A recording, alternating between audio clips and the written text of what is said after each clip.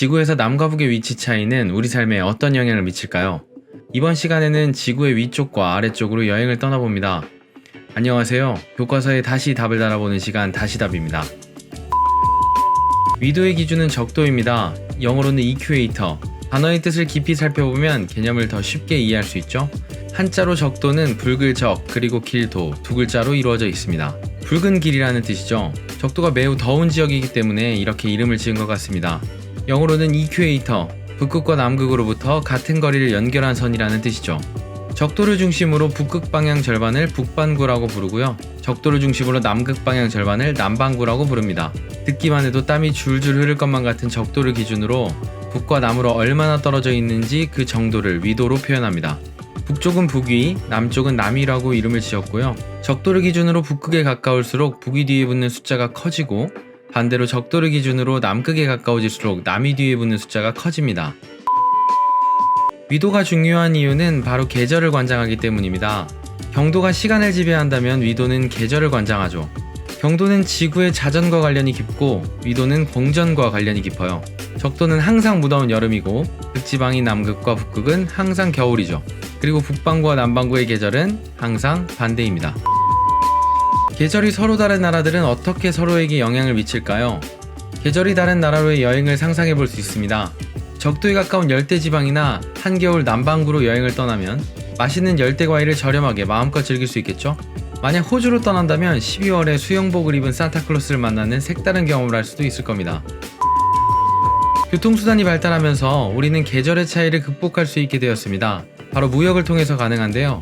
옛날에는 겨울과 봄에 키위를 먹기가 어려웠어요. 하지만 남반구와 북반구의 나라들의 기후차를 잘 활용하면 1년 365일 우리는 맛있는 계절 과일을 먹을 수 있습니다. 제스프리라는 키위로 유명한 브랜드는 뉴질랜드에 본사가 있어요. 뉴질랜드 키위는 우리 기준으로 봄에 수확돼서 5월부터 12월까지 유통됩니다.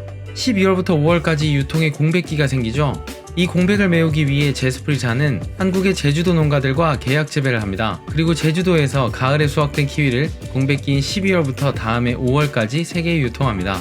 위도에 따른 국가 간 계절 차이를 잘 활용하면 계절의 영향을 받는 기업의 입장에서는 1년 내내 안정적인 수익을 얻을 수 있어요. 하지만 위도를 활용하는 것에 긍정적인 효과만 있는 건 아닙니다.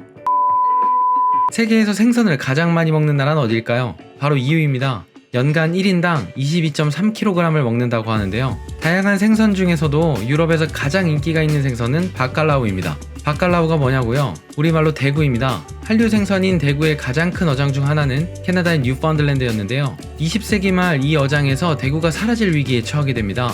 유럽연합 소비자들의 엄청난 식욕을 따라잡다 보니 생긴 문제였죠. 1992년 캐나다 정부가 대구 어획 전면 금지 조치를 내렸지만 대구는 돌아오지 않았습니다. 거대한 수산회사들은 적도 넘어 남쪽의 차가운 바다를 찾아 떠납니다. 최근에는 남극 연안까지 진출하고 있죠. 그로 인해 남태평양의 바다에서 빠른 속도로 물고기가 사라지고 있습니다. 이 문제는 북반구와 남반구에 속한 나라들 사이의 경제적 차이와도 관련이 있어요. 한국의 부자 동네 하면 보통 강남을 떠올리죠. 세계에 잘 사는 동네는 어디일까요? 바로 적북, 적도의 북쪽입니다. 북반구에는 미국, 캐나다, 유럽, 일본 등 경제적으로 부유한 나라들이 많습니다. 남반구에는 아프리카, 라틴 아메리카 등 경제적으로 어려움을 겪는 나라들이 많죠. 이러한 불평등은 어디에서 생겨난 걸까요? 세계 인구의 90%가 북반구에 삽니다. 나머지 10%는 남반구에 살겠죠? 단순히 이런 인구의 차이 때문에 발생한 걸까요? 세상의 문제들은 이렇게 간단하지 않죠. 좀 더 알아보겠습니다. 세계의 빈곤, 남반구와 북반구의 비밀이라는 책을 쓰고 그림을 그린 카리나 루아르 그리고 마리 드몽티는 이렇게 말합니다. 우리의 행복이 누군가의 불행으로 만들어진 것일 수 있다고 말이죠. 남반구와 북반구 사이의 불평등은 제국주의 시절 식민지를 개척하는 과정에서 자신들의 땅에서 나지 않는, 하지만 자신들이 좋아하는 설탕, 목화, 커피 등과 같은 열대 작물들을 재배하도록 한 데서 시작되었다고 할 수 있습니다. 문제는 이것들이 모두 밥이 되지 못하는 것들이라는 사실입니다. 그래서 식량을 충분히 확보하기 어려웠던 아프리카와 남아메리카는 선진국으로부터 식량을 수입해야 했습니다. 이로 인한 경제적인 어려움은 해결되지 않은 채 지금까지 이어지고 있죠. 위도를 적극적으로 활용하는 것이 모두에게 이로운 것만은 아니라는 것을 알 수 있습니다. 우리는 교통과 통신의 발달로 계절의 제약으로부터 자유로워졌습니다.